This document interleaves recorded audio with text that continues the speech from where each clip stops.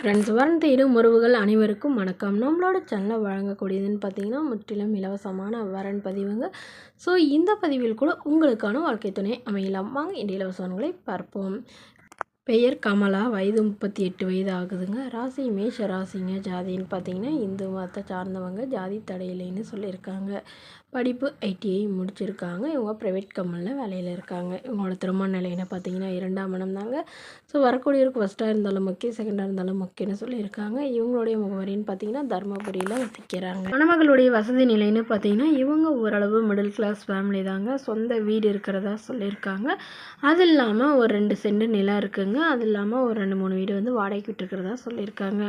இவங்களுடைய கணவருக்கும் இவங்களுக்கும் கருத்து வேறுபாடுனால பிரிஞ்சுட்டுதாகவும் அவர் வந்து ஒரு ஆக்சிடெண்ட்டில் தவறிட்டுதாகவும் சொல்லியிருக்காங்க. ஸோ அதுக்கப்புறம் ஒரு பெண் குழந்தையோடு இவங்க தனிமையில் தாங்க வசிச்சிட்டு இருந்தாங்க. பட் இப்போ இவங்களுடைய குழந்தைக்காக வந்து மறுமணம் பண்ணதாக முடிவு பண்ணியிருக்காங்க. ஸோ ஜாதி எதுவாக இருந்தாலும் பரவாயில்லைங்க. மணமகன் கூலி வேலைக்கு போகிறவராக இருந்தாலும் எனக்கு சம்மதம்.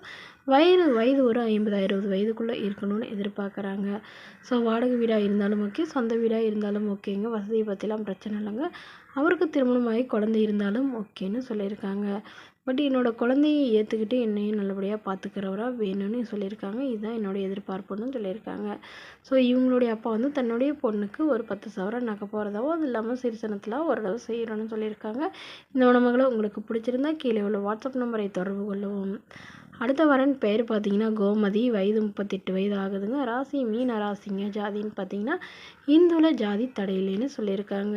படிப்பு 12ஆம் வகுப்பு முடிச்சிருக்காங்க. இவங்க நகைக்கடைக்கு வந்து வேலைக்கு போயிட்டுருக்காங்க. இவங்களோட திருமண நிலைன்னு பார்த்தீங்கன்னா செகண்ட் மேரேஜ் தாங்க.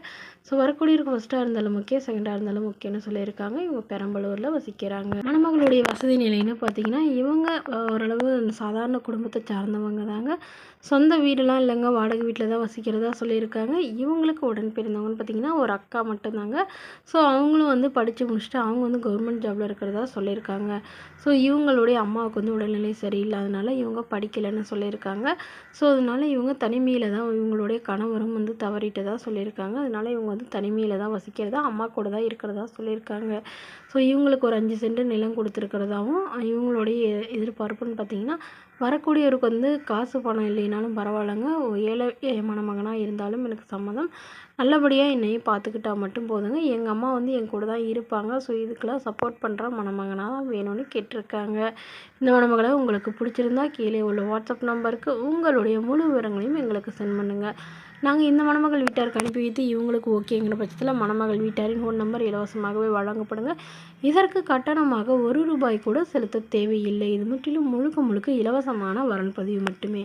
இதுபோன்ற இலவச வரன்களை உடனுக்குடனே உங்களுடைய ஃபோன்லேயே தெரிஞ்சுக்கணும். நம்மளோட சேனல் சப்ஸ்கிரைப் பண்ணி அருகில் உள்ள பெல் ஐக்கானை கிளிக் பண்ணி ஆல்னு செட் பண்ணிக்கோங்க. Okay friends, thank you.